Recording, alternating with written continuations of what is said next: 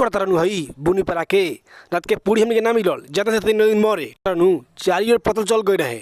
पूरी मिले रहे तो लगल बरस से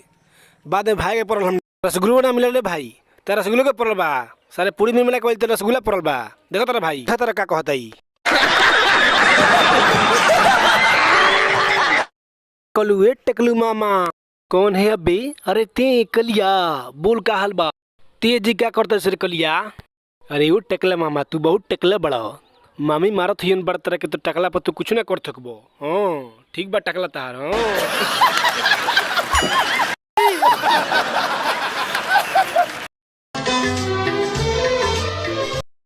एगो चुम्मा ते दे दे सनम ओकरा बदला में तोहके चाट समोसा खियाएम सनम